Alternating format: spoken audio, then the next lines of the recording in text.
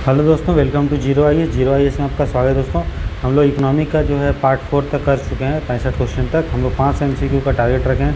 आज हम लोग क्वेश्चन नंबर 66 से इस लेक्चर में देखेंगे दोस्तों। ठीक है, ये लेक्चर दोनों मीडियम में है, तो चलिए शुरू करते हैं दोस्तों। बोल रहा है क्वेश्चन नंबर 66 है, कंसिडर द फॉलोइंग स्टेटमेंट कि coin and currency are fiat money, फिर currency do not have intrinsic value but coins have, currency and coins are legal tender, currency notes are regulated by government of India. ठीक है दोस्तों, ये हमारा question है। तो देखिए, फिएट मनी मैंने बता दिया था, कॉइन करेंसी फिएट मनी है दोस्तों, इसमें कोई डाउट नहीं है। फिएट मनी वो होता है जो सरकार इशू करती है। ठीक है, तो सरकार क्या इशू करती है? Coin and currency. ये हमारा सही है। फिर बोल रहा है कि करेंसी का कोई इंट्रिंसिक वैल्यू नहीं होता है। ये बताइए, मुद्रा जो है आपके पास जो भी नोट है उसका कोई इंट्रिंसिक वैल्यू है? उस कागज़ के टुकड़े का कहीं और उपयोग है? नहीं है, कुछ नहीं कर सकते। उसी तरह सिक्का का कोई प्रयोग कर सकते हैं क्या? क्या सिक्का को गला के कुछ निकाल सकते हैं? मेटल नहीं निकलेगा, और निकलेगा भी तो उसका मूल्य बहुत कम होगा। ठीक है, तो ना तो सिक्का में कहीं अपना आंतरिक मूल्य होता है, ना ही कॉइन का होता है। उसका फेस वैल्यू ज़रूर होता है कि हाँ, ये 5 रुपये का सिक्का है, 5 रुपये जो खरीदना है खरीदो। लेकिन जिस चीज़ से वो बना हुआ है, चाहे वो कागज़ से बना है या फिर मेटल से बना है, उसका कोई मूल्य है ना के बराबर। ठीक है, क्योंकि गलाएंगे तो कुछ मिलेगा नहीं आपको। तो दोनों में कोई उस दोनों का इंट्रिंसिक वैल्यू नहीं होता है, आंतरिक मूल्य नहीं होता है। ठीक, फेस वैल्यू ज़रूर होता है, फेस वैल्यू होता है, फेस वैल्यू, लेकिन इंट्रिंसिक वैल्यू नहीं होता है, आंतरिक मूल्य नहीं होता है दोस्तों। ठीक, दूसरा मेरा गलत है। तीसरा बोल रहा कॉइन करेंसी लीगल टेंडर है। हाँ, सही बात है, ये लीगल टेंडर है। सामने वालों को अगर आप देंगे तो उसको एक्सेप्ट करना ही पड़ेगा। ठीक है, और currency notes are regulated by government of India. हाँ, करेंसी जो नोट होता है वो भारत सरकार उसकी गारंटी देता है। ये हमारा सही है। ठीक है, तो कौन सा कथन सही है दोस्तों? 1, 3, 4। ठीक है, तो आंसर होगा दोस्तों डी। बात समझ में आ रहा है? चलिए नेक्स्ट क्वेश्चन देखते हैं, क्योंकि ये वाला बच्चे लोगों को कन्फ्यूजन हो जाएगा। नहीं, करेंसी नोट तो आरबीआई गारंटी लेता है। आरबीआई एक्ट 1934 में ही लिखा गया है कि जो भी करेंसी नोट है उसमें गारंटी कौन लेगा? भारत सरकार लेगा, ना कि आरबीआई। ठीक है, तो 66 का आंसर होगा डी। नेक्स्ट है क्वेश्चन नंबर 67। बोल रहा है all the currency in government circulation is the liability of RBI. बोल रहा है जितना भी करेंसी मार्केट में है सब किसकी जिम्मेदारी है? आरबीआई का। क्या ये सही है? क्या सभी करेंसी आरबीआई की दायित्व है? नहीं, 1 रुपये का जो नोट होता है वो आरबीआई का नहीं होता है, वो भारत सरकार का होता है। तो पहला तो हमारा गलत है, क्योंकि सभी नोट नहीं होगा 1 रुपये नोट को छोड़ के। फिर बोल रहा है all the currency in circulation is the part of money supply.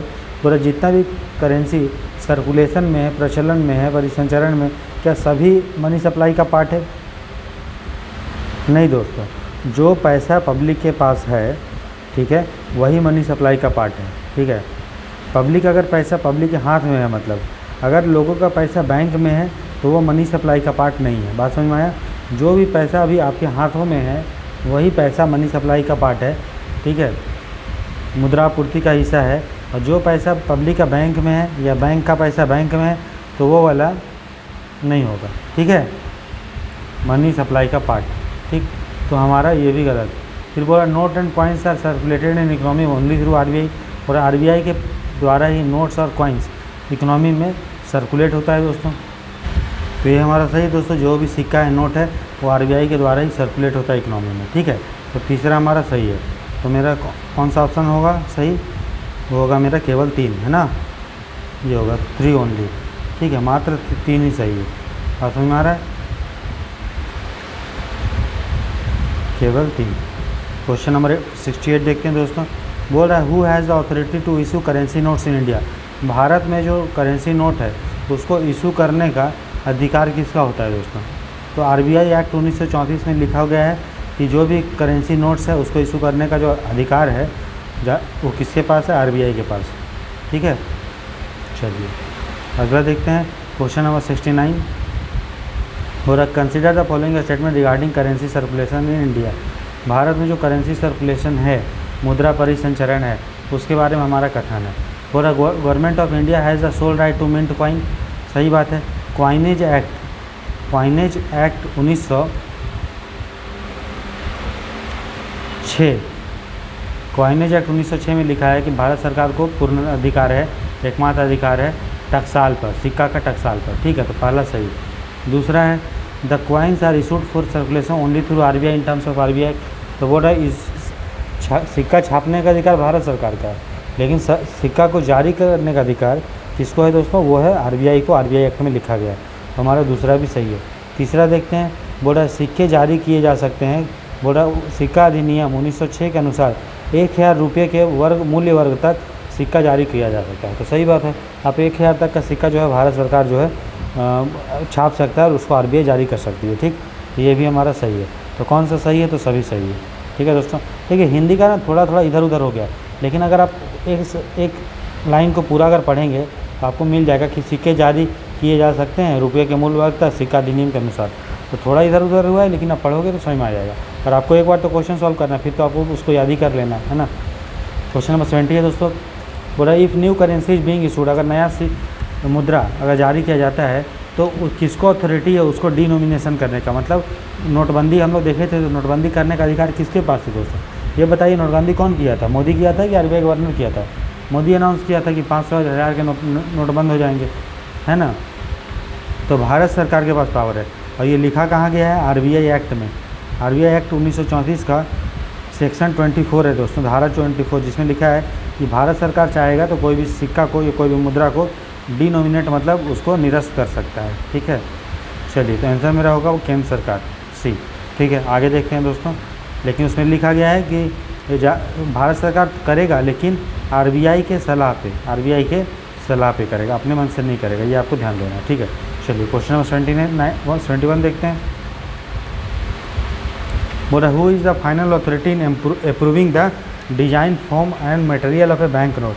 तो कोई भी बैंक का जो नोट होगा, कैसा डिज़ाइन होगा, उसका फॉर्म क्या होगा, किस मटेरियल का होगा, उसको कौन डिसाइड करता है।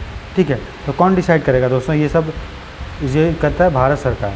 ठीक है, भारत सरकार जो है डिसाइड करता है कि सिक्का का या कोई भी नोट का डिज़ाइन कैसा होगा। ठीक है, और ये भी करता है, वो लिखा गया है किसमें लिखा गया है, तो आरबीआई एक्ट 1934 में लिखा गया है। और खुद से नहीं करता है, बल्कि आरबीआई के सलाह पे करता है। तो आपको ये ध्यान देना है। ठीक है, तो 71 का लिखा है कि कोई भी नोट है साइज कितना होगा, किस मटेरियल का होगा, आरबीआई के सलाह पे भारत सरकार डिसाइड करता है दोस्तों। आंसर होगा सी। क्वेश्चन नंबर देखते हैं आपका 72। बोला prime minister on 8 November 2016 declare that the existing ₹500 and 1000 note will not be legal tender, this was done under which of the following act. तो ये किस जो सरकार ने बोल दिया कि 500 और 1000 का नोट नहीं चलेगा, तो कौन से एक्ट के अंडर बोला था, वो मैंने बताया आरबीआई एक्ट 1934 के तहत सेक्शन 24 में आरबीआई भारत सरकार को पावर है कि वो किसी भी नोट को जो है नोटबंदी करवा सकता है। ठीक है, चलिए आगे देखते हैं क्वेश्चन दोस्तों 73। बोल रहा है RBI target the growth of money supply in the economy based on. बोल रहा है भारत सरकार में जो आरबीआई है, रिजर्व बैंक ऑफ इंडिया, वो मनी सप्लाई को डिसाइड करता है कि हमें इतना मनी सप्लाई करना है।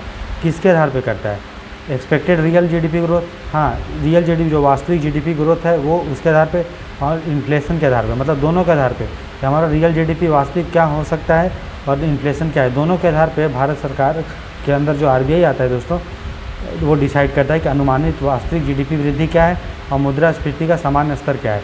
दोनों के आधार पे आरबीआई मुद्रा आपूर्ति की वृद्धि को लक्षित करता है। ठीक है, तो दोनों होगा दोस्तों मेरा 73 का आंसर होगा सी। एक और दो दोनों समझ में आ रहा है। चलिए आगे देखते हैं। Which of the following statement are true regarding RBI. तो बोल रहा आरबीआई के बारे में कौन सा कथन सच है दोस्तों, सत्य है। तो बोल रहा है as per the RBI act 1934 RBI is bound to undertake the receipt and payment of other banking operation of the central government. तो बोल रहा है आरबीआई एक्ट में लिखा गया है कि भारत सरकार का जो भी कहाँ से पैसा आएगा, कहाँ से पैसा देना है, वो आरबीआई उसका बैंक का काम करता है दोस्तों। सही है, आरबीआई अधिनियम 1934 के अनुसार आरबीआई बाध्य है कि केंद्र सरकार की आपूर्ति और भुगतान और अन्य बैंकिंग संचालन करने के लिए। तो एकदम सही है, आरबीआई एक्ट में ऐसा लिखा गया है। ठीक है, अच्छा उसके बाद बोल रहा है as per the RBI act RBI is oblige to act as a banker to state government. तो आरबीआई अधिनियम के अनुसार आरबीआई राज्य सरकार के लिए बैंकर के रूप में काम करता है, ये भी हमारा सही है। ठीक है, तो ये हमारा दोनों सही है दोस्तों। कौन सा सही पूछा है, तो दोनों होगा सी। ठीक है, चलिए आगे देखते हैं। बोल रहा है consider the following statement regarding agency bank of RBI. तो भारत रिजर्व बैंक के एजेंसी बैंकों के संबंध में निम्नलिखित कथनों पर विचार कीजिए। दोस्तों एजेंसी बैंक क्या होता है, आपको पता है कि आरबीआई का काम है कि भारत सरकार का जो भी खर्चा पानी है उसको क्या करना, उसका एक बैंकिंग व्यवस्था इंतजाम करना। तो आरबीआई भैया अपने हाथ से तो नहीं कर सकता, इसीलिए क्या करता है वो कुछ बैंकों को, चाहे वो शेड्यूल्ड कॉमर्शियल बैंक हो, है ना, चाहे वो प्राइवेट बैंक हो, कोई भी हो, अब तो प्राइवेट बैंक को भी अलाउ कर दिया है कि वो भारत सरकार का बैंकर के रूप में काम कर सकता है, लेकिन आरबीआई के तहत ही। अब आरबीआई अकेला कुछ नहीं कर पाएगा, इसीलिए ये कुछ पावर जो है कुछ बैंक को दे देता है, जिसको हम लोग बोलते हैं एजेंसी बैंक, जो भारत सरकार और राज्य सरकार का बैंकर के रूप में काम करता है। ठीक है, इन एजेंसी बैंकों को रेगुलेट कौन करेगा? आरबीआई करेगा।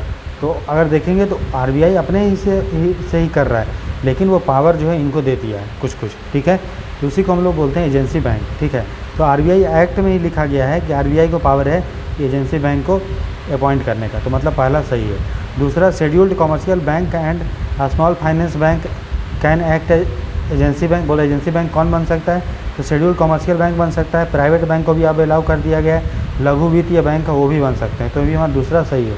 बोल रहा है only those private banks which are of certain size are allowed. नहीं, अब पहले लिमिट था कि कोई प्राइवेट बैंक को तभी आरबीआई एजेंसी बैंक बनाएगा जब उसका कुछ उतना कैपिटल, उतना पूंजी होना चाहिए, लेकिन अभी लिमिट जो है वो ख़त्म कर दिया गया। तो कोई लिमिट नहीं है दोस्तों, कोई भी प्राइवेट बैंक जिसको आरबीआई चाहेगा उसको एजेंसी बैंक बना सकता है। ठीक है, तो पहला दूसरा सही है, तीसरा गलत है, तो ये गलत हो गया, ऑप्शन सही हो गया बी दोस्तों। हमारा जो ऑप्शन सही हुआ वो हुआ बी, 1 और 2 दोनों। ठीक है, चलिए आगे देखते हैं दोस्तों। क्वेश्चन नंबर 76, बोल रहा है which of the following functions are part of the Reserve Bank act of India acting as banker to bank. तो बोल रहा है भारत के रिजर्व बैंक जो है वो बैंकों के बैंकर के रूप में काम करता है, तो कौन सा काम करेगा? तो देखिए हमारा बैंक कौन है दोस्तों? हमारा बैंक कौन है? एसबीआई, मतलब एसबीआई हमारा बैंकर है, और बैंकर का बैंक मतलब कौन है? आरबीआई। तो जिस तरह से हमारा काम एसबीआई करता है, उसी तरह एसबीआई भी तो अपना चालू खाता आरबीआई में करंट अकाउंट में खोला है। आरबीआई के पास, आपको पता है ना, लगभग सभी बैंकों का करंट अकाउंट आरबीआई के पास है कि नहीं है? ठीक है दोस्तों, तो पहला है कि enabling banks to maintain their account with RBI for statutory reserve requirement. बोल रहा है बैंकों को मदद करता है कि वो आरबीआई के पास अपना अकाउंट खोल सकते हैं। ठीक है, तो सही बात है। हम लोग का अगर हम लोग अपना अकाउंट बैंक में खोलते हैं, तो उसी तरह बैंक अपना अकाउंट कहाँ खोलेगा? आरबीआई के पास खोलेगा, क्योंकि आरबीआई का बैंक कौन है? सॉरी, बैंकों का बैंक कौन है? आरबीआई, है ना। तो पहला सही होगा दोस्तों। फिर नेक्स्ट है इनेबलिंग, ठीक है, फिर बोला enabling settlement of inter bank transfer of fund. ये भी है, अगर एसबीआई है तो उसको आईसीआईसीआई के पास पैसा भेजना है तो कैसे भेजेगा? तो आरबीआई के थ्रू भेजेगा, है ना, क्योंकि एसबीआई का भी अकाउंट आरबीआई में है और आईसीआईसीआई का अकाउंट आरबीआई में है, दोनों के अकाउंट आरबीआई में है, तो आसानी से आरबीआई मदद करता है एक बैंक से दूसरे बैंक को पैसा भेजने में। ठीक है, तो दूसरा हमारा दोस्तों सही होगा। ठीक है, अंतर बैंक जो हस्तांतरण होता है उसको आसानी से निपटान को सक्षम बनाता है दोस्तों आरबीआई। फिर बोल रहा है कि RBI provide short term loan and advances to bank. जिस तरह से हम लोग अपना उधार बैंक से लेते हैं, तो बैंक उधार कहाँ से लेगा? आरबीआई से, तो तीसरा हमारा सही है। चौथा है acting as lender of last resort. इसका मतलब यार अंतिम उपाय के ऋणदाता के रूप में कार्य करता है, तो सही बात है। ये बैंकों को जब कहीं से लोन नहीं मिलता है, ठीक है, या बैंक को बहुत अर्जेंट पैसा चाहिए और फिर उसके पास है कि कहीं से लोन नहीं मिल रहा है, तो आरबीआई के पास जा सकता है लोन के लिए। ठीक है, इसलिए उसको लेंडर ऑफ लास्ट रिसोर्ट भी बोलते हैं दोस्तों। तो आंसर होगा 76 का डी, उपयोग सभी। क्वेश्चन नंबर 77 देखते हैं। बोला consider the following statement regarding RBI acting as lender of last resort for banks. हम लोगों ने देखा कि अंतिम उपाय के ऋणदाता के रूप में आरबीआई बैंकों के लिए कार्य करता है। तो बोल रहा है कि ऐसा अगर बोल रहे हैं हम लोग कि अंतिम उपाय के ऋणदाता है, तो इसका मतलब क्या है दोस्तों? पहला, it is done to prevent possible failure of banks and to protect the interest of depositor. ऐसा इसलिए कर रहे हैं ताकि बैंकों की संभावित विफलता को हम रोकें और जमाकर्ताओं के हितों की रक्षा करना। तो सही बात है, ये आरबीआई का लक्ष्य है, इसलिए लेंडिंग ऑफ लास्ट रिसोर्ट अंतिम ऋणदाता के उपाय के रूप में काम करता है। ठीक, फिर RBI does it only if troubled financial institution has exhausted all the resources it can obtain from the market and from the RBI regular liquidity facility like LAF, LAF and MSF. बोल रहा है कि ये RBI तभी उसको मदद करता है बैंकों का, मैंने बताया कि जब उसको कहीं से पैसा नहीं मिले।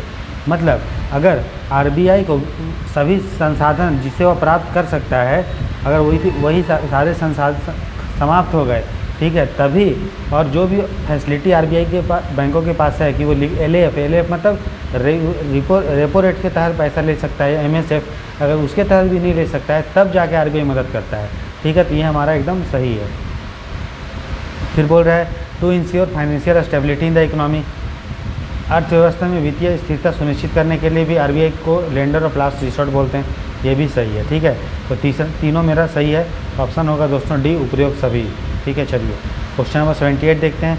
बोल रहे which of the following statement are true regarding lender of last resort. फिर वही प्रश्न, अंतिम ऋणदाता के बारे में कौन सा कथन सत्य है। It is provided to insolvent banks, बोल रहा है ये दिवालिया बैंकों को प्रदान करते हैं।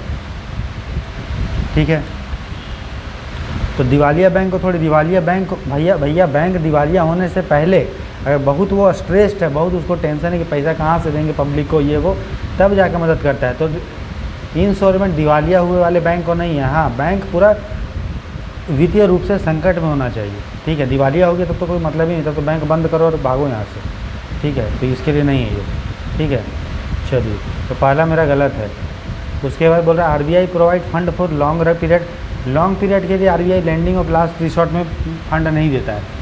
जनरली लोन देता है जो लैंडिंग ऑफ लास्ट रिसोर्ट में, ठीक है, वो 90 दिन के लिए देता है, बस, उससे ज़्यादा नहीं देता है।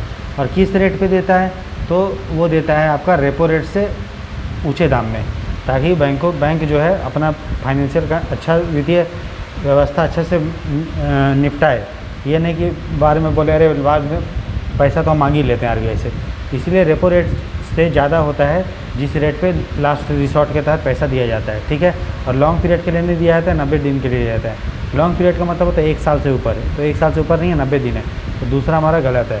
फिर बोल रहा है RBI provides fund against collateral and penalty rate. बोल रहा है कि इसके तहत बैंकों को कुछ गिरवी रखना पड़ता है कोलेट्रल और पिनल रेट में। तो हाँ, पिनल रेट तो लगता है, सही बात है, जो रेपो रेट से ऊपर होता है। तो तीसरा हमारा सही है। तो केवल 3 सही है दोस्तों, सी। ठीक है, केवल 3। ठीक है, क्वेश्चन नंबर 79 देखते हैं। बोल रहा which of the following are characteristic situation for bank run. बोल रहा निम्नलिखित में से कौन सा बैंक रन के लिए विशिष्ट स्थिति है। बैंक रन का मतलब समझते हैं। बैंक रन का मतलब मान लीजिए कोई बैंक है, इसके पास अगर इतना पैसा नहीं है कि लोग जो डिपॉजिटर हैं, जो जमा करते हैं, उसको दे पाए, उसको हम लोग बोलते हैं बैंक रन। ठीक है, समझ में आया।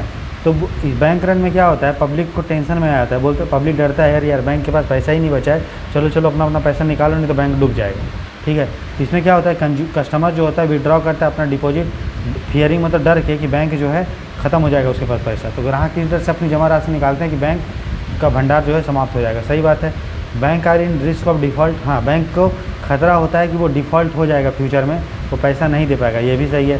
बैंक दिवालिया हो गया है, नहीं, बैंक दिवालिया नहीं हो गया, बैंक के पास अभी पैसा है, लेकिन लोगों को डर है यार कि बैंक पैसा नहीं दे पाएगा। ठीक है, तो बैंक पे डिफ़ॉल्ट होने का खतरा है, लेकिन दिवालिया नहीं हुआ है अभी। ठीक है, दिवालिया तब बोलते हैं जब बैंक के पास कुछ पैसा बचा ही नहीं। ठीक है, तो मेरा 1 और 2 सही है दोस्तों, तीसरा गलत है, ऑप्शन होगा ए सही। क्वेश्चन नंबर 80 देखते हैं। बोल रहा which of the following functions are part of the RBI acting as banker to central government. बोल रहा है आरबीआई जो है भारत सरकार का, केंद्र सरकार का बैंकर के रूप में काम करता है, तो इनमें से कौन सा कार्य इसका हिस्सा है। तो अगर हमारा बैंक कौन है दोस्तों, मान लो एसबीआई में हमारा बैंक है, तो एसबीआई हमारा बैंकर है। उसी तरह आरबीआई, भारत सरकार का बैंकर कौन है, आरबीआई। तो जो काम हम लोग का एसबीआई करता है वही काम भारत सरकार का कौन करेगा, आरबीआई करेगा। तो RBI maintains the account for the various central government fund like consolidated fund of India, contingency fund of India and public account. तो सही बात है, तीनों फंड के लिए, चाहे वो संचित निधि, आकस्मिक निधि या जनता भारत सरकार का खाता है, सबके लिए जो है रख रखाव करता है कौन, आरबीआई। जिस तरह हम लोग का खाता खोलता है एसबीआई, उसी तरह भारत का सरकार का खाता वाता का देख रेख करता है भारत आरबीआई। तो पहला सही है। बोल रहा है कि RBI act as adviser to the government on monetary and banking related matter. बोल रहा भारत सरकार को सलाहकार के रूप में भी काम करता है ना, मौद्रिक मामले में और उससे संबंधित मामले में। जिस तरह हम लोग को बैंक सलाह देता है कि अभी आप जो है इतना पैसा जमा कर लीजिए, लोन इतना रेट पे ले लीजिए, ऐसे वैसे, तो जाके बैंकों को आरबीआई भी भारत सरकार को एडवाइस देता है। फिर बोल रहा है RBI provide ways and means advances to the government. हम लोगों ने ऊपर देखा था दोस्तों, वेज एंड मीन्स एडवांस में देखे थे ना कि टेम्पररी अगर पैसा का शॉर्टेज हो भारत सरकार या केंद्र सरकार को या राज्य सरकार को, तो वो वेज एंड मीन्स एडवांस से पैसा ले सकता है। तो ये भी एक बैंक का यही काम है कि जब मुसीबत हो तो मदद करना। तो तीसरा हमारा सही है दोस्तों। चौथा देखते हैं, बोल रहा है RBI floats loans and manages them on behalf of government. तो RBI जो है भारत सरकार का लोन्स और को मैनेज करता है। तो ये लोन मैनेज करता है तो RBI का ये बैंकर नहीं है। ये बताइए कि हमको लोन कहाँ से मिलेगा, कहाँ से नहीं मिलेगा। क्या वो बैंक इसलिए काम करता है क्योंकि वो हमारा बैंकर है? नहीं, बैंकर मतलब सिंपल ये मतलब है कि हम अपना अकाउंट खुलवाएं, वो उसको मैनेज करेगा। भारत सरकार को कहाँ से लोन मिल रहा है, कहाँ से नहीं मिल रहा है, वो RBI करता ज़रूर है, लेकिन वो उसका बैंकिंग का फंक्शन नहीं है, वो उसका डेप्ट फंक्शन है। डेप्ट मैनेजर मतलब डेप्ट मतलब ऋण। तो ऋण प्रबंधक है भारत सरकार का RBI या केंद्र राज्य सरकार का। तो ऋण प्रबंधक फंक्शन के कारण वो जो है RBI मदद करता है लोन लाने में, ना कि बैंकर फंक्शन के कारण। समझ में? RBI मदद ज़रूर करता है कि हाँ लोन लाने में, लेकिन वो फंक्शन है किसके अंदर में आएगा?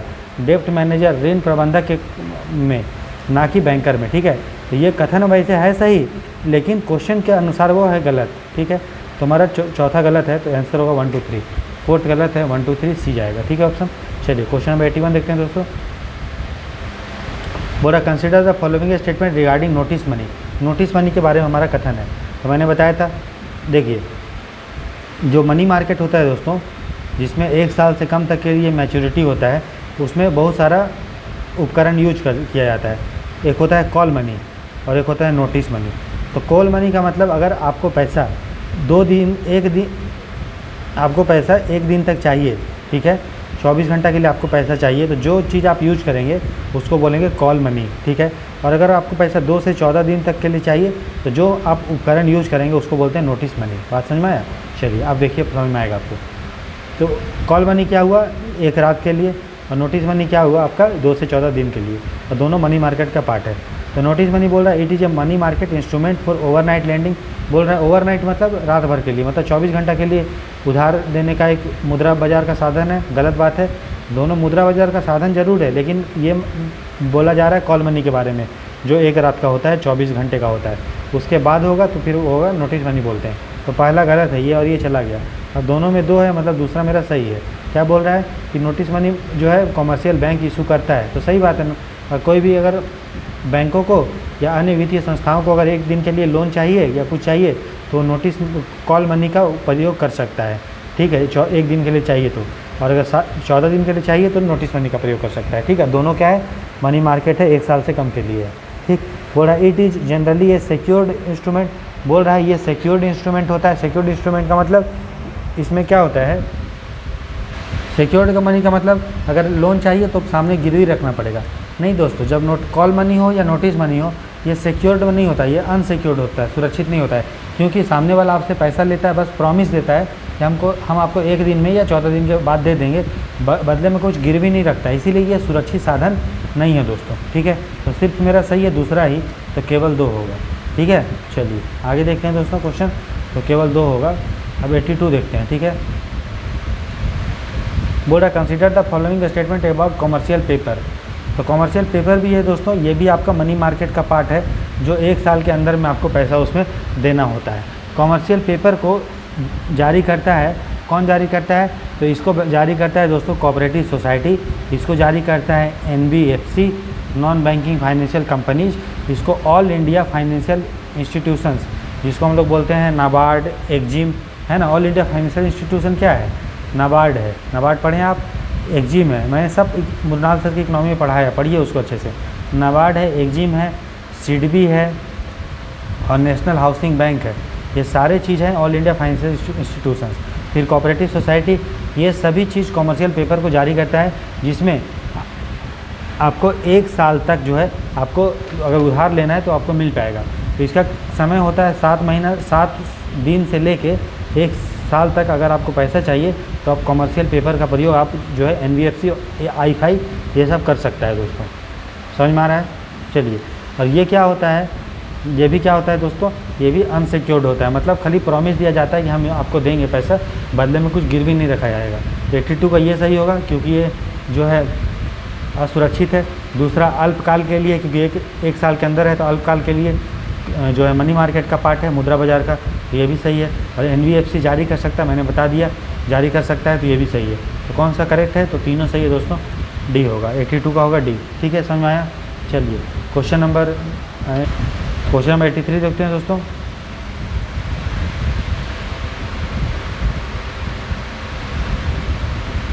बोल रहा है consider the following statement regarding certificate of deposit. Certificate of deposit ये भी आपका मनी मार्केट का ही पार्ट होता है, जिसमें 1 साल से कम तक के लिए आपको पैसा चाहिए तो आपको वो कर सकता है। और याद रखिएगा सर्टिफिकेट ऑफ डिपॉजिट बैंक वाला, बैंक ये सब जारी करता है। तो कोई बैंक है या IFI है, मैंने बता दिया ऑल इंडिया फाइनेंशियल इंस्टीट्यूशंस, वो सब इसको जारी करता है। ठीक है, और इसका जो है बोल रहा है कि अब पढ़िए उसके बारे में। बोला it is not a tradable instrument. बोला जा रहा है इसका ट्रेड नहीं हो सकता है।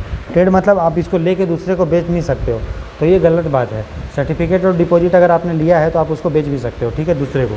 ठीक है, तो ये ट्रेडेबल है दोस्तों, और लेकिन अनसिक्योर्ड है। तो ये भी क्या है दोस्तों? अनसिक्योर्ड, मतलब इसमें भी आपको गिरवी नहीं रखना पड़ेगा। तो ये सिक्योर्ड है? नहीं, अनसिक्योर्ड है। तो ये व्यापार योग्य है? नहीं है। ये सुरक्षित है? नहीं है। ये मुद्रा बाजार का पार्ट है? हाँ है, अभी हमने देखा मुद्रा बाजार का पार्ट है। तो ऑप्शन क्या होगा दोस्तों? डी। ठीक है, केवल 3 समझ में आया? चलिए आगे देखते हैं। क्वेश्चन नंबर आपका 84 बोल रहा है which of the following are instrument of money market. इनमें से कौन सा मुद्रा बाजार के साधन है दोस्तों? तो देखिए जो 1 साल से कम होगा वो होगा। मैंने ट्रेजरी बिल के बारे में बताया, 1 साल से कम होता है। सर्टिफिकेट ऑफ डिपॉजिट अभी देखिए 1 साल से, ये भी देखिए। स्टेट डेवलपमेंट लोन ये नहीं होगा, क्योंकि हमने ऊपर देखा था इसको 1 साल से ऊपर के लिए करते हैं, है ना। कैश मैनेजमेंट बिल ये 90 दिन के लिए होता है, मतलब 1 साल से कम है। तो 1 2 3 है, 4 नहीं है दोस्तों, आंसर होगा डी। ठीक है, तो याद रखिएगा कॉल मनी का पार्ट क्या होता है। ठीक है, मैंने आपको बता दिया। ठीक है, cash management bill, certificate of deposit, treasury bill, ये सब है। स्टेट डेवलपमेंट लोन नहीं है, क्योंकि 1 साल से ऊपर होता है दोस्तों। ठीक है, क्वेश्चन नंबर 85 देखते हैं। बोल रहा है merger and acquisition of commercial banks में require approval of which of the following. बोल रहा है अगर आपको कोई बैंकों का, वाणिज्य बैंक का विलय और अधिग्रहण करना है तो निम्नलिखित में से किस एजेंसी का अनुमोदन का जरूरत पड़ता है। ठीक है, तो देखिए दोस्तों बैंक का तो जरूरत पड़ेगा ही, RBI का, क्योंकि RBI सबका बाप होता है, तो इसका तो जरूरत पड़ेगा ही। साथ ही साथ कॉम्पिटिशन कमीशन ऑफ इंडिया का भी जरूरत पड़ेगा, भारतीय प्रतिस्पर्धा आयोग। क्यों पड़ेगा? क्योंकि ये देखेगा कि यार अगर बैंक मर्ज हो रहा है तो उस पर कॉम्पिटिशन पे तो फ़र्क नहीं पड़ रहा है। मान लीजिए बहुत बड़े बड़े बैंक जो है मिल गए, SBI मिल गया, एक्सिस मिल गया, HDFC सब मिल के एक बैंक बनाने का बात किया जा रहा है सरकार। तो अगर वो बन जाएगा तो पूरा इसका वर्चस्व हो जाएगा ना पूरे बाज़ार में, इसीलिए कॉम्पिटिशन कमीशन ऑफ इंडिया का भी सलाह लिया जाता है। ठीक है, तो मेरा दोनों जो होगा सही होगा। तो 85 का होगा दोस्तों सी। और याद रखिएगा कोई भी बैंक अगर जिसका कमाइंड एसेट 1 से 3,000 करोड़ तक है, मतलब अगर जोड़ने के बाद, विलय होने के बाद अगर 1 से 3,000 करोड़ का एसेट बन रहा है, तब जाके कंपटीशन कमीशन ऑफ इंडिया से लेना ही पड़ेगा अप्रूवल। ठीक है, लेकिन भारत सरकार अगर चाहेगा तो उसको वो जो कंडीशन है उसको छोड़ भी सकता है। ठीक, लेकिन नॉर्मल केस में आपको जो है लेना पड़ेगा। ठीक है, तो आंसर क्या होगा? दोनों, बोथ 1 और 2 सी। ठीक है, क्वेश्चन नंबर 86 देखते हैं दोस्तों। बोल रहा है consider the following statement regarding the financial services institutions bureau FSIB constituted इन 2022। तो देखिए दोस्तों FISB बना है। FISB क्या है पता है आपको? जितने भी सरकारी बैंक है, जितने भी वो सरकारी जो है इंश्योरेंस की कंपनियां हैं, बीमा की कंपनियां हैं, उनका जो हेड होता है, चेयरपर्सन होता है, मैनेजिंग डायरेक्टर होता है। तो वो कौन होना चाहिए? तो ये जो संस्था है ये जो है भारत सरकार को सलाह देती है कि फलाना आदमी को आप जो है अपॉइंट कीजिए। ठीक है, उसके बाद उस सलाह को जो कैबिनेट कमेटी है भारत सरकार का अपॉइंटमेंट के लिए, वो उस पर मुहर लगाता है। ठीक है, तो फाइनेंशियल सर्विस ब्यूरो जो है जो बना है 2022 में, वो जो है सलाह देता है कि इसको आप अपॉइंट कीजिए। इसके पहले आपने पढ़ा होगा एक संस्था था जिसको PJ नायक समिति पे के सिफारिश पे बनाया गया था, उसका नाम था bank board bureau. Bank board bureau वो भी यही काम करता था। अब बैंक बोर्ड ब्यूरो को ख़त्म कर दिया गया और FSIB financial service institutions bureau बना दिया गया, जो वही काम करेगा जो बैंक बोर्ड ब्यूरो करता था। ठीक है, तो मतलब बैंकों में का जो हेड होगा सरकारी बैंक का, इंश्योरेंस कंपनी का, उसको वो दिखता है दोस्तों। ठीक है, इसके अलावा बैंकों को मदद भी करता है कि कहाँ से उसको उधार लिया जाएगा, कहाँ से उसको बढ़िया इन्वेस्टमेंट करना है, ये सब चीज़। ठीक है, तो बोल रहा है it is responsible for appointment of heads in PSB and financial institutions. बोल रहा है PSB मतलब पब्लिक सेक्टर बैंक, और वित्तीय में प्रमुखों की नियुक्ति के लिए जिम्मेदार है। सही बात है, ये सलाह देता है, भारत सरकार अपॉइंटमेंट करता है, तो पहला सही है। बोल रहा है it helps public sector banks in developing strategy and capital raising plans. ये बोल रहा है कि पब्लिक सेक्टर जो बैंक है उसको मदद करता है कि रणनीति विकास करने में और पूंजी जुटाने में। सही बात है। बोल रहा है it has been constituted under banking regulation act 1949। नहीं दोस्तों, हमने देखा पीजे नायक समिति के सलाह पे बैंक बोर्ड ब्यूरो बनाया गया और फिर उसको हटा के भारत सरकार जो है ये बनाई। तो इसमें कोई एक्ट से ये नहीं बना है, ठीक है। भारत सरकार जो है रिजोल्यूशन पास करके, प्रस्ताव पास करके बनाई है। तो तीसरा जो है हमारा गलत होगा, है ना। तो सिर्फ सही जो है वो 1 और 2 ही है दोस्तों, ठीक है। चलिए अब क्वेश्चन नंबर बी सही है, मतलब 1 और 2। क्वेश्चन नंबर 87 देखते हैं। फिर वही क्वेश्चन आ गया, फाइनेंशियल सर्विसेज इंस्टीट्यूशन ब्यूरो पे रिलेटेड है। बोल रहा है it select the chief of LIC, NABARD and public financial institution. सही बात है, ये सिलेक्ट करता है कि कौन उसका प्रमुख होगा, ठीक है दोस्तों। तो चयन करता है, चयन करने का मतलब डायरेक्ट चयन नहीं करता है, लेकिन हाँ बताता तो है भैया ये चुन लिया। अब उसको भारत सरकार वो करती है, अपॉइंट करती है। तो बोल रहा है कि the person selected bye FSIB require approval of appointment committee of cabinet. सही है, कैबिनेट का जो नियुक्ति समिति होता है वो इसको मुहर लगाता है कि किसको बनना चाहिए, ये सिर्फ सिफारिश दे देता है, ठीक। तो कौन सा सही है दोस्तों? दोनों, केवल बोथ 1 और 2, ठीक है। तो सी मेरा सही है, 1 और 2 दोनों, ठीक है। क्वेश्चन नंबर 88 देखते हैं। बोल रहा है consider the following statement regarding the insurance cover provided to depositors by deposit insurance and credit corporation DICGC। तो देखिए दोस्तों, एक संस्था है DICGC, ठीक है, ठीक है दोस्तों। तो DICGC एक संस्था है। जैसे मान लीजिए आपने बैंक में पैसा कुछ जमा किया, ठीक है, और मान लो बैंक बंद हो गया या कुछ हो गया, लॉस हो गया, तो आपका पैसा तो भैया लॉस हो गया। इसीलिए DICGC एक संस्था है जो आपका जो भी पैसा है बैंकों में उसका कम से कम 5 लाख रुपया मैक्सिमम आपको गारंटी देता है कि अगर आपका पैसा कितना भी है वो फ़र्क नहीं पड़ता है। वो ये गारंटी लेगा कि अगर आपका पैसा डूबेगा तो 5 लाख रुपया हर आदमी का हर बैंक में वो कवर करता है, ठीक है। मतलब अगर पैसा आपका 20 लाख भी है फिर भी आपको 5 लाख का इंश्योरेंस है। अगर आपका पैसा 20,000 है तो तब आपको 20,000 मिलेगा, 5 लाख नहीं मिलेगा, ठीक है। तो वो संस्था कौन है दोस्तों? DICGC। ये बनाया गया था 1961 अधिनियम के तहत, DICGC अधिनियम 1961 के तहत। इसमें क्या है कि मान लीजिए हम मेरा SBI है, मैं ब्रांच है, तो और मैंने पैसा जमा किया इसमें 10 लाख रुपया, ठीक है। तो SBI क्या करता है, DICGC से इंश्योरेंस ले लेता है, बीमा ले लेता है और बीमा का पैसा देता है कि फ्यूचर में अगर डूबेंगे हम तो आप जो है इस फलाना आदमी को 5 लाख रुपए तक दे दीजिएगा। तो बीमा का पैसा कौन देता है दोस्तों? SBI देता है, पब्लिक नहीं देता है, ये आपको ध्यान रखना है, ठीक है। ना भारत सरकार देती है। और कितना बीमा होगा ये कौन डिसाइड करेगा? तो ये डिसाइड करेगा RBI। तो RBI डिसाइड करता है कितना बीमा होगा दोस्तों। और बीमा देता कौन है? बैंक देता है, भारत सरकार बीमा नहीं देता है, ठीक है। और DICGC जो है कवर करता है 5 लाख तक। तो बोल रहा है all commercial banks and urban cooperative banks have to register with DICGC for providing insurance to depositors.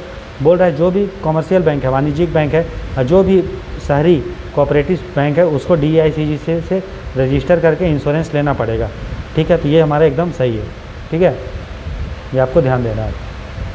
ये जो DICGC है इसका मालिक 100% कौन है दोस्तों? भारत सरकार। ये भी आप याद कर लीजिए। नेक्स्ट है, बोल रहा है कि RBI incurs the insurance premium burden. बोल रहा है इसका भारत रिजर्व बैंक प्रीमियम का बोझ वहन करता है। नहीं दोस्तों, मैंने बताया जो बैंक में पैसा आप जमा करेंगे वही बैंक जो है प्रीमियम देता है DICGC को। तो प्रीमियम का जो बर्डन है, जो बोझ है, बैंक पे है, ना कि RBI पे। RBI सिर्फ ये डिसाइड करता है कि बैंक का जो प्रीमियम होगा DICGC में वो कितना होगा। तो मेरा दूसरा गलत है दोस्तों, ठीक, दूसरा गलत है, ये ऑप्शन चला गया। और पहला सही है, तो मेरा ये और ये ऑप्शन में से हमें छांटना है, मतलब तीसरा भी गलत है। बोल रहा है गवर्नमेंट इनकर द इंश्योरेंस प्रीमियम बर्डन। बोल रहा है भारत की सरकार बीमा प्रीमियम का बोझ वहन करती है। नहीं, कौन करता है? बैंक खुद करती है। तो तीसरा भी गलत है। चौथा देखते हैं, DICGC provides insurance only in case the bank has gone bankrupt. बोल रहा है बैंक जब दिवालिया हो जाएगा तभी देगा। नहीं, बैंक दिवालिया होगा या बैंक जो है पैसा नहीं दे पा रहा है, अच्छे से काम नहीं कर पा रहा है, तो भी ऐसा नहीं है कि दिवालिया होने का हम वेट करेंगे। अगर बैंक बढ़िया से काम नहीं कर रहा है फिर भी जो है 5 लाख रुपये आपको DICGC देगा। ये भी हमारा गलत है। तो जो सही है दोस्तों वो है सिर्फ एक, ठीक है, केवल एक, ठीक है। चलिए क्वेश्चन नंबर 89 देखते हैं। बोल रहा है consider the following estimate regarding payment bank, ठीक है दोस्तों। तो पेमेंट बैंक मतलब क्या दोस्तों? भुगतान बैंक। जैसे पेमेंट है, उसके बाद फ़ोन पे है, ये सब पेमेंट बैंक है, ठीक है। तो पेमेंट बैंक का, भुगतान बैंक का क्या फंक्शन है? ये आपसे जो है डिमांड डिपॉजिट को तो एक्सेप्ट करता है लेकिन टाइम डिपॉजिट नहीं कर सकता है। डिमांड डिपॉजिट मतलब करेंट अकाउंट, सेविंग अकाउंट आप खोल सकते हैं, ठीक है। और आप यहाँ पे जो है पैसा जमा भी कर सकते हैं। तो कितना पैसा जमा कर सकते हैं? 2 लाख तक। 2 लाख तक जो है करेंट अकाउंट, सेविंग अकाउंट खुलवा के पैसा जमा कर सकते हैं। लेकिन टाइम डिपॉजिट नहीं कर सकते। टाइम डिपॉजिट मतलब जो फिक्स टाइम के बाद मिलता है, जैसे फिक्स डिपॉजिट टाइम डिपॉजिट है। उसी तरह एक रिकरिंग डिपॉजिट भी होता है, आरडी, रिकरिंग डिपॉजिट, ये टाइम डिपॉजिट होता है। तो ये टाइम डिपॉजिट जो होता है, फिक्स डिपॉजिट और रिकरिंग डिपॉजिट, ये आप पेमेंट बैंक नहीं खोल सकता है। पेमेंट बैंक सिर्फ डिमांड डिपॉजिट खोल सकता है, करेंट अकाउंट, सेविंग अकाउंट। पहला बात ये। दूसरा, पेमेंट बैंक आपको लोन नहीं दे पाएगा। फ्लिपकार्ट बोल रहे, फ़ोनपे और पेटीएम जो है लोन नहीं दे पाएगा। अगर लिखा हुआ है आपके ऐप में कि 1 लाख का लोन लीजिए, ये लीजिए, तो वो आपका फ़ोनपे नहीं दे रहा है। फ़ोनपे क्या किया है, एसबीआई से टाई अप कर लिया है। अब आपको लोन जो दे रहा है वो एसबीआई दे रहा है, ना कि फ़ोनपे दे रहा है। बस में आ रहा है। आपने सुना भी होगा कि पेटीएम से 1 लाख तक का लोन लो, तो पेटीएम खुद नहीं दे रहा है, वो जिस बैंक से टाई अप है वो दे रहा है आपको। तो ये पेमेंट बैंक जो है लोन भी आपको नहीं दे पाएगा। लोन नहीं दे पाएगा मतलब क्या, क्रेडिट कार्ड आपको इशू नहीं कर पाएगा, क्योंकि क्रेडिट कार्ड एक तरह का लोन होता है। तो क्रेडिट कार्ड जो है वो भी नहीं इशू कर पाएगा, लोन भी नहीं दे पाएगा, डिमांड डिपॉजिट भी नहीं खोल सकते, 2 लाख तक का टाइम डिपॉजिट नहीं खोल सकते, फिक्स डिपॉजिट और ये डिमांड डिपॉजिट खोल सकते हैं, लेकिन 2 लाख तक का ही पेमेंट कर सकते हैं।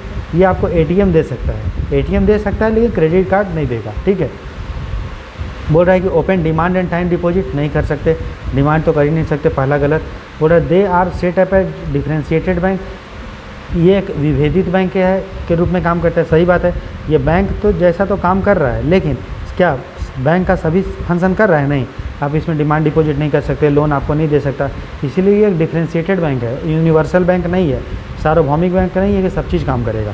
तो दूसरा गलत है, दूसरा जो है सही है, क्योंकि ये दूसरा जो है क्या बोला, डिफ्रेंशिएटेड बैंक के रूप में काम करता है। सही बात है, तो हमारा पहला गलत है, दूसरा सही है, तो ऑप्शन निकल के डायरेक्टली 2, 3, 4, ठीक है। बाकी देखते हैं। बोल रहा they may act as a banking correspondent for other bank, बोल रहा है ये अन्य बैंकों के लिए व्यवसाय प्रतिनिधि के रूप में काम करता है।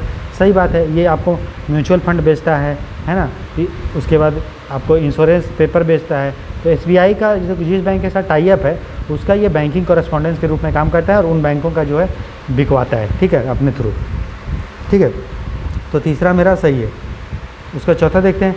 दे may provide payment remittance services to migrant labour workforce and small business, बोल रहा है वे प्रवासी श्रमिक, कार्यबल और छोटे व्यवसायों को भुगतान सेवाएं प्रदान करेगा, है ना। तो सही बात है, नाम ही है इसका भुगतान बैंक, तो नाम ही है, तो भुगतान नहीं करेगा तो क्या करेगा, झालमुड़ी बेचेगा, हाँ क्या बेचेगा, पनीर मटर मसाला, ठीक है ना। तो पहला गलत है, दूसरा तीसरा सही है, तो 2, 3, 4 होगा दोस्तों, ठीक है। तो केवल सी होगा मेरा, 2, 3, 4, ठीक है।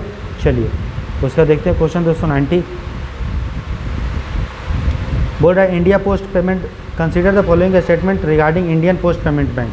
तो देखिए ये भी क्या है, मेरा पेमेंट बैंक है, भले नाम हो गया इंडियन पोस्ट, मतलब भारत सरकार का जो डाक विभाग है वो खोला है, लेकिन है तो पेमेंट बैंक, ठीक है। तो ये भी वही काम करेगा जो पेमेंट बैंक काम करेगा। बोल रहा है it allows demand and fix deposit, मैंने बता दिया था फिक्स डिपॉजिट क्या है, टाइम डिपॉजिट है। तो time deposit, fix deposit, recurring deposit, time deposit है। क्या ये टाइम डिपॉजिट कर सकता है? क्या नहीं कर सकता है, तो सिर्फ डिमांड करता है, करेंट अकाउंट और सेविंग अकाउंट। तो पहला हमारा गलत है, ठीक है। दूसरा बोल रहा है it allows saving and current account both, तो करेंट अकाउंट सेविंग अकाउंट किसका पार्ट होता है, वो होता है डिमांड डिपॉजिट का पार्ट, है ना, वो मांग खाता का पार्ट होता है, बचत खाता का, ठीक है, डिमांड डिपॉजिट का।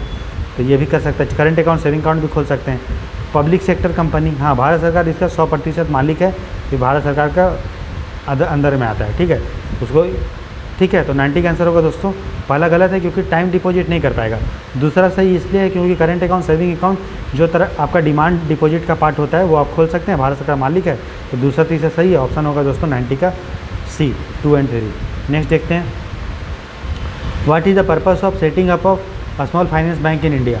भारत में लघु वित्त बैंक हम लोग जो खोले हैं, देखिए लघु वित्त बैंक मतलब क्या, ये एक तरह का बैंक ही होता है, लेकिन आपको अमाउंट जो है कम करेगा, कम अमाउंट में लोन देगा, कम अमाउंट एक्सेप्ट करेगा, कहीं कहीं इसका ब्रांच होगा, वो सब चीज़ें है ना। तो बोल रहा क्या क्या फंक्शन है, फंक्शन क्या है, वही जो बैंक नॉर्मल बैंक का काम है। बोल रहा है कि क्यों इसको बनाया गया था, पर्पस क्या था सेटअप करने का, पर्पस यही था कि जो छोटे छोटे बिजनेसमैन हैं उसको लोन देना, ऋण देना। सही बात है, ये भी फंक्शन है कि जो छोटे जो किसान हैं उसको ऋण देना, ये भी काम है। इसका ये काम नहीं है कि जो आपका युवा उद्यमियों हैं खासकर गांव में उनको मदद करना, उद्यमी को पैसा खूब ज़रूरत पड़ता है, तो उनके लिए ये नहीं लाया गया था। उद्यमी का कॉन्सेप्ट तो अभी आ रहा है जो आपका ये आ रहा है startup India, stand up India, लघु वित्त बैंक तो भैया बहुत पुराना है कि नहीं है। स्मॉल फाइनेंस बैंक जो है वो आपका बहुत पुराना है, ठीक है। तो ये पर्पज़ ये नहीं था स्मॉल फाइनेंस बैंक का, बात समझ में आ रहा है आपको। तो ये हमारा तीसरा होगा गलत। ये यूपीएससी का क्वेश्चन भी है दोस्तों। तो 91 का जो आंसर होगा वो होगा 1 और 2, ठीक है। चलिए आगे देखते हैं क्वेश्चन नंबर 92। बोल रहा है consider the following statement regarding cooperative bank. तो जो सहकारी बैंक होता है उनके बारे में हमारा कथन है। आपको ये ध्यान देना है कि 10 आप ऐसे याद कर लो, DUS 10 मतलब डिस्ट्रिक्ट का cooperative bank, urban cooperative bank या स्टेट कोऑपरेटिव बैंक। ये तीनों कोऑपरेटिव बैंक को रेगुलेट जो करता है वो RBI भी करता है, ठीक है, और भारत सरकार भी करती है। ये आपको याद रखना है। RBI भी करेगी, भारत सरकार भी करेगी या राज्य सरकार, दोनों में से कोई एक करता है और RBI तो करता ही है। मतलब डुअल गवर्नमेंट, डबल कंट्रोल है, 2 लोग कंट्रोल करते हैं। किसको? 10 को। 10 मतलब डिस्ट्रिक्ट कोऑपरेटिव बैंक अगर है तो, अर्बन कोऑपरेटिव बैंक है तो, और स्टेट कोऑपरेटिव बैंक है तो उसको RBI भी रेगुलेट करती है और भारत और केंद्र सरकार भी करता है, ठीक है। समझ में आ रहा है आपको। बाकी इसके अलावा और भी तो कोऑपरेटिव बैंक होते हैं, है ना, तो उसको जो है RBI रेगुलेट नहीं करता, ठीक है। चलिए बोल रहा है सभी कोऑपरेटिव बैंक्स को डुअल रेगुलेशन में नहीं, मैंने बता दिया 10 जो है डिस्ट्रिक्ट, अर्बन और स्टेट, उसी को जो है RBI और दोनों भारत सरकार केंद्र सरकार करता है। मतलब दोहरा नियंत्रण में वही है, विनियमन में, ठीक है। तो सभी नहीं है, पहला हमारा गलत होगा, पहला गलत होगा तो ये और ये ऑप्शन चला गया, और दोनों में 2 है मतलब दूसरा सही है। और RBI रेगुलेट करता है कोऑपरेटिव बैंक को बैंकिंग रेगुलेशन एक्ट 1949 के तहत, सही बात है। बैंकिंग अधिनियम 1949 के तहत सहकारी बैंकों को नियंत्रण कौन करता है दोस्तों? RBI, ये है, सही है। फिर है बोल रहा है all cooperative banks are supervise by NABARD. बोला सभी बैंक नाबार्ड के द्वारा सुपरविजन में होता है, ये भी गलत है दोस्तों। सभी बैंक को जो है नाबार्ड सुपरविजन में नहीं करता है। किसको करता है? जो गांव में होता है, क्योंकि नाबार्ड का नाम ही है national bank for agriculture and rural development. तो जो एग्रीकल्चर है रूरल में उसी को करेगा। तो मतलब कि जो डिस्ट्रिक्ट कोऑपरेटिव बैंक है और जो आपका स्टेट कोऑपरेटिव बैंक है, यही दोनों को नाबार्ड सुपरविजन करता है। ओवरऑल देखिए, ओवरऑल जो सुपरविजन करेगा पूर्णतः वो आपका RBI ही करेगा, लेकिन कुछ चीज़ को RBI जो है नाबार्ड को दे दिया गया है। तो जो डिस्ट्रिक्ट कोऑपरेटिव बैंक है और जो स्टेट कोऑपरेटिव बैंक है उसको जो है RBI, उसको जो है नाबार्ड, उसको जो है नाबार्ड सुपरवाइज करता है, सभी को नहीं करता है, ठीक है। तो हमारा तीसरा गलत होगा, आंसर सही होगा सिर्फ डी। तो याद क्या रखना है कि सभी चीज़ को RBI जो है रेगुलेट नहीं करता है और भारत सरकार रेगुलेट नहीं करता है। कुछ को नाबार्ड करता है, कुछ को ये करता है, ठीक है। चलिए, और किसको दोनों करता है? तो 10 को करता है, डिस्ट्रिक्ट, अर्बन और स्टेट वाले। समझ में आया? चलिए क्वेश्चन नंबर 93 देखते हैं दोस्तों। बोल रहे NABARD provide refinance to which of the following types of financial institution. बोल रहे नाबार्ड निम्नलिखित में से किस प्रकार के वित्तीय संस्थाओं को पुनर्वित्त प्रदान करता है? पुनर्वित्त समझते हैं दोस्तों? पुनर्वित्त का मतलब होता है डायरेक्ट लोन नहीं देना। जैसे मान लीजिए मैं SBI के पास गया और SBI हमको लोन दे दिया कस्टमर को, तो ये हम बोलेंगे कि वो फाइनेंस किया है, वो वित्त दिया है, लोन दिया है, ठीक है। अगर SBI मुझे लोन नहीं देता है, वो देता है किसी को और वो आदमी हमको देता है, मतलब डायरेक्ट लोन नहीं देता है, तो उसको हम लोग रीफाइनेंस या पुनर्वित्त बोलते हैं, ठीक है। तो याद रखिएगा नाबार्ड जो है वो बैंक जरूर है, ठीक है। नाबार्ड नाम क्या है? National bank for agriculture. तो वो बैंक में है ही नहीं। बैंक 2 टाइप का होता है, जो भी फाइनेंशियल इंस्टीट्यूशन, जो वित्त संस्था होता है, मैंने आपको पढ़ाया था, वो 2 टाइप का होता है, एक होता है बैंक और एक होता है नॉन बैंक। तो नॉन बैंक के अंदर आता है दोस्तों I-FI, all India financial institution, जिसमें आता है नाबार्ड, ये सब मैंने पढ़ाया है। नाबार्ड, एक्जिम, सिडबी और NHB, national housing bank, SIDBI और नाबार्ड और एक्जिम, ये I-FI है। और I-FI आता है नॉन बैंक में। तो ये बैंक है नहीं, और बैंक जब है नहीं तो डायरेक्ट लोन देगा पब्लिक को? नहीं देगा। इसीलिए नाबार्ड जो है वो रीफाइनेंस करता है, वो बैंकों को लोन दे देता है या फिर कोऑपरेटिव सोसाइटी को लोन दे देता है, और फिर कोऑपरेटिव सोसाइटी जो है एग्रीकल्चर के लिए और रूरल डेवलपमेंट, जो नाबार्ड का काम ही है एग्रीकल्चर और रूरल डेवलपमेंट, उनके लिए लोन देता है, ठीक है। तो किसको किसको नाबार्ड बोल रहा है? पैसा देगा तो कमर्शियल बैंक को देगा, रीजनल रूरल बैंक को देगा, NBFC कंपनी को देगा, स्टेट कोऑपरेटिव बैंक को देगा, सबको देगा दोस्तों। तो 1 2 3 4, ठीक है, सभी होगा डी। समझ में आ रहा है? चलिए, तो 93 का आंसर होगा दोस्तों डी। आपको रीफाइनेंस, पुनर्वित्त का कॉन्सेप्ट समझ में आ गया, ठीक है ना। क्वेश्चन नंबर 94 देखते हैं दोस्तों। Which of the following are the sources of finance for NABARD. बोल रहा नाबार्ड तो पैसा देता है, लेकिन नाबार्ड को पैसा कौन देता है? तो नाबार्ड को पैसा कौन देता है दोस्तों? नाबार्ड को पैसा देता है आरबीआई। नाबार्ड जो है वाणिज्यिक बैंक से भी उधार लेता है, ठीक है। नाबार्ड बॉन्ड भी जारी करता है ना। नाबार्ड विदेशी मुद्रा से भी विदेश में भी लोन ले सकता है। तो बहुत सारा चीज़ से नाबार्ड पैसा ले सकता है। वही पूछा है किससे किससे ले सकता है, तो सभी से ले सकता है, ठीक है। चलिए क्वेश्चन नंबर 95 देखते हैं। बोल रहा है consider the following statement regarding मुद्रा। तो मुद्रा भी दोस्तों एक तरह का नॉन बैंक है, ठीक है। मुद्रा भी क्या है? तो नॉन बैंक है। तो बैंक क्या डायरेक्ट लोन देता है? क्या देता है? नॉन बैंक देता है क्या? नहीं। तो डायरेक्ट लोन नहीं देगा मुद्रा। तो बोल रहा है कि मुद्रा के बारे में कौन सा कथन हम लोग को विचार करना है, ठीक है। मुद्रा पे विचार करना, मुद्रा बैंक पे, ठीक है। बोल रहा है it provide direct lending to small entrepreneurs. बोल रहा है छोटे उद्यमी को सीधे ऋण देता है, सीधे ऋण नहीं देता है, पुनर्वित्त करता है, रीफाइनेंस करता है। पहला गलत है, तो मेरा 2 ऑप्शन चला गया। और दोनों में 3 है, तो 3 मेरा सही है, मतलब 3 ऑटोमेटिकली सही है। क्या बोल रहा है? Mudra loan is available for manufacturing, trading and service activity. हाँ, मुद्रा का जो ऋण है वो विनिर्माण, सेवा गतिविधि और व्यापार के लिए दिया जाता है, उपलब्ध हो। तो ये हमारा सही है। फिर बोल रहा है Mudra loan are available to small और मार्जिनल फार्मर। बोल रहा छोटे छोटे किसान को मिलता है, नहीं। मुद्रा का नाम ही है मुद्रा। एम का मतलब क्या जानते हैं? माइक्रो इंडस्ट्री के लिए है, माइक्रो एंड स्मॉल इंडस्ट्री के लिए, ठीक है। माइक्रो, स्मॉल, मीडियम ये सब इंडस्ट्री के लिए है मुद्रा दोस्तों, ठीक है। समझ में आ रहा है? ये किसान के लिए नहीं। किसान के लिए जो लोन है वो नाबार्ड प्रोवाइड करवाता है, और भी डायरेक्ट नहीं करवाता है, रीफाइनेंस करवाता है। दूसरा हमारा गलत है, पहला भी गलत है, सिर्फ हमारा सही है तीसरा। तो ऑप्शन जो सही होगा दोस्तों सी, केवल 3, ठीक है। चलिए क्वेश्चन नंबर 96 देखते हैं। बोल रहा है consider the following statement regarding national housing bank. जो नेशनल हाउसिंग बैंक है उनके बारे में हमारा कथन है दोस्तों। तो बस देखिए, नेशनल हाउसिंग बैंक का जो पहले मालिक था वो आपका आरबीआई हुआ करता था, ठीक है। तो आरबीआई हुआ करता था। तो नेशनल हाउसिंग बैंक का काम क्या है? नाम क्या है? नेशनल राष्ट्रीय हाउसिंग बैंक। तो जो भी हाउसिंग, जो भी कंपनियां होती है, जो भी बिल्डिंग बनाता है, घर बनाता है, तो उसको रेगुलेट करता है दोस्तों, उसको पैसा देता है, रेगुलेट करता है नेशनल हाउसिंग बैंक, ठीक है। और ये भी डायरेक्ट नहीं देता है दोस्तों, ये भी इनडायरेक्ट देता है। क्यों देगा इनडायरेक्ट? क्योंकि ये बैंक नहीं है। मैंने बताया ये आई-फाई है, बताया था ना यहाँ पे, ये आई-फाई है, ठीक है। ऊपर में बताया हूँ आपको, आज मुरनाल सर वाले में पढ़ाया भी हूँ, ठीक है। तो आई-फाई है एक तरह का,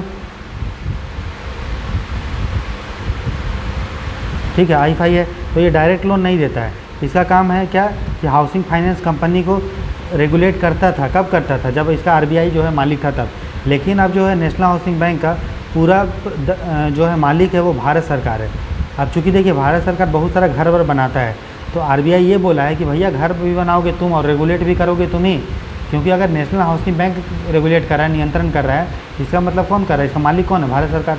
तो कहीं ना कहीं हित का टकराव हो जाएगा, कॉन्फ्लिक्ट ऑफ इंटरेस्ट हो जाएगा दोस्तों, ठीक है।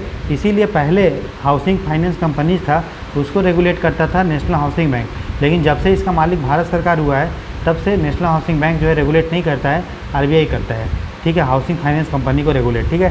तो पहला हमारा गलत होगा, क्योंकि इसने बोला है नेशनल हाउसिंग बैंक करता है। दूसरा बोल रहा है एनएचबी जो owned by government of India and regulated by RBI. बोल रहा है नेशनल हाउसिंग बैंक को भारत सरकार मालिक है, लेकिन रेगुलेट करता है आरबीआई। ये हमारा एकदम सही है। मालिक है 100% भारत सरकार, लेकिन रेगुलेट कौन करेगा? आरबीआई। बोल रहा है national housing bank provide direct finance for individual housing bank. बोला डायरेक्ट लोन देता है, मैंने बताया डायरेक्ट नहीं देता है, क्योंकि ये बैंक नहीं है, ऑल इंडिया फाइनेंशियल इंस्टीट्यूशन है, जो एक तरह का नॉन बैंक है, गैर बैंक है। तो लोन डायरेक्ट नहीं देता है, रीफाइनेंस करवाता है, पुनर्वित्त का सुविधा देता है, ठीक है। तो ये हमारा जो है गलत होगा। तो जो सही है दोस्तों वो हमारा है केवल 2, ठीक है, सी, ठीक है। अगला देखते हैं क्वेश्चन 97। बोल रहा है which of the following statement are true regarding housing finance company. Housing finance company ऐसा कंपनी जो घर बनाता है, और जो घर बनाता है वो एक तरह का, जो ऐसी कंपनी है जो घर बनाती है वो एक तरह का क्या होता है? एक तरह का एनबीएफसी होता है। हाउसिंग फाइनेंस कंपनी भी एनबीएफसी है, और नेशनल हाउसिंग बैंक भी क्या है? एक ऑल इंडिया फाइनेंशियल इंस्टीट्यूशन है, जो नॉन बैंक है, ठीक है। तो और उसको रेगुलेट कौन करता है? पहले नेशनल हाउसिंग बैंक करता था, लेकिन जब से उसका मालिक भारत सरकार हुआ है, तब से रेगुलेट उसको आरबीआई करता है। बोला housing finance company are under direct regulation of RBI. सही बात है, आरबीआई के सीधे विनियमन के अंदर में है, ठीक, अधीन है। फिर बोल रहा है HFC are a category of NBFC. बोल रहा है जो एचएफसी है, हाउसिंग फाइनेंस कंपनी है, वो गैर बैंकिंग कंपनियां वित्तीय की एक श्रेणी है। सही बात है, ये एक श्रेणी है, एनबीएफसी है। तो हमारा दोनों सही है दोस्तों। तो सही होगा जो केवल एक और दो, दोनों सही है, ठीक है, सी सही होगा, ठीक है। क्वेश्चन नंबर 98 देखते हैं। बोल रहा है consider the following statement regarding peer to peer lending platform. Peer to peer lending मतलब समझते हो दोस्तों, जैसे एक प्लेटफॉर्म होगा, ठीक है, इसमें दो आदमी, बहुत सारे आदमी हैं, कुछ लोग हैं जो पैसा देना चाह रहा है, लोन में देना चाह रहा है पैसा, और कुछ आदमी जो है लेना चाह रहा है।